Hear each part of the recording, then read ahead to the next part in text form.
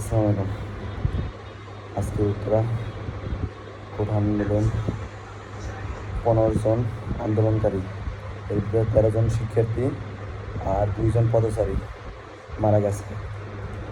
আর কয়েক হাজার শিক্ষার্থী তারা বাংলাদেশ মেডিকেলে, আরএমসি মেডিকেলে, আরএমসি হসপিটালে আর কুয়েত হসপিটালে অলরেডি ভর্তি আছে। সব সব রক্তের হিসাব দিতে হবে। বর্তমান সরকার আমাদের এই রক্ত কেন ঝরালো, এর উত্তর দিতে হবে। আজকে যেই খুনগুলো করছে, এই দেখেন আমার এই গায়ে রক্ত, আমার প্যান্ট রক্ত ভরা।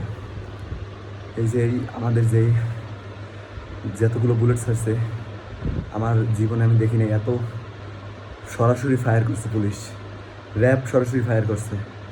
বিজিবি প্রথমে আসার পরে দেন চলে গেছে। পুলিশ কমিশনার আমাকে অদা করছে যে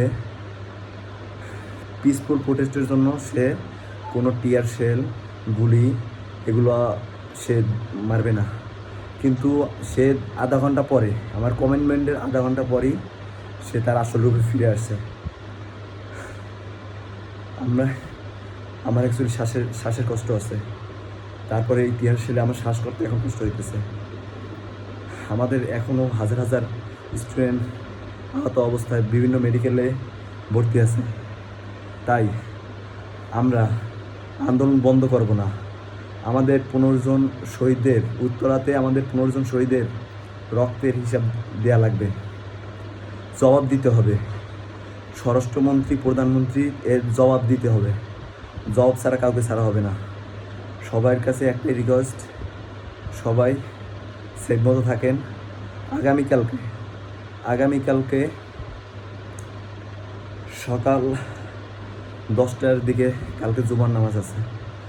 সো আমরা জুমার নামাজ পড়ে বের হব, অথবা যদি 10টার দিকে বের হইতে পারি, এটা আমাদের বিভিন্ন প্রত্যেক ইউনিভার্সিটি থেকে তথ্য জানার পরে আপনাদের সঠিক ইনফরমেশন দেওয়া হবে। ভাই বিলিভ করেন, আজকে কয়েক লাখের উপরে মানুষ আসছে। আমাদের হাউস বিল্ডিং থেকে শুরু করে রাজলক্ষ্মী পর্যন্ত হাজার হাজার মানুষ ছিল। এর ভিতরে কোনো স্পেস খালি ছিল না, ফুল রাস্তা ব্লক ছিল। আমাদের বিএনএসের পিছনে ফুল লোক ছিল, এত লোক ছিল যা বলার বাইরে। আর হাজার হাজার লোক ছিল, সব মানুষে আর হাজার হাজার আহত করছে।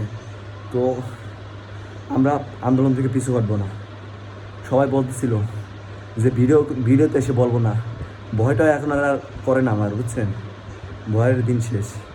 কারণ আজকে যা দেখছি, 15 জনের লাশের ভিতরে 13 জনের লাশ আমি নিজে নিজ চোখে দেখছি, 13 জনের মতো প্রায়।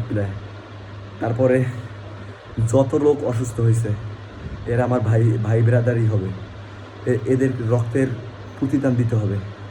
তাই আমি সবাইকে একটাই অনুরোধ করব, কেউ যেন আমাদের আন্দোলন থেকে পিছু হটাতে না পারে। আমাদেরকে পিসফুল প্রোটেস্ট করতে দেয় না সরকার। আমরা কালকে প্রথমে পিসফুল প্রোটেস্ট করব। যদি পিসফুল প্রোটেস্টে তারা প্রতিহত করার চেষ্টা করে, তাহলে আমরা প্রতিরোধ গড়ে তুলব। আজকে প্রত্যেক স্টুডেন্টের বাবা মা গার্জিয়ান এসে আমাকে বলে, ভাইয়া আপনার কালকে কখন প্রোটেস্ট করবেন? প্রত্যেক স্টুডেন্ট আমার জিজ্ঞেস করে, ভাইয়া আপনি কালকে কখন প্রোটেস্টের ডেট দিচ্ছেন? সো আমরা কালকে প্রোটেস্ট অব্যাহত রাখবো। আমাদের উত্তরাতে 15 জন ভাইয়ের রক্তের জবাবদিহি না হওয়া পর্যন্ত আমরা আমাদের আন্দোলন অব্যাহত রাখবো। সবাই ভালো থাকবেন, সুস্থ থাকবেন। আল্লাহ হাফেজ।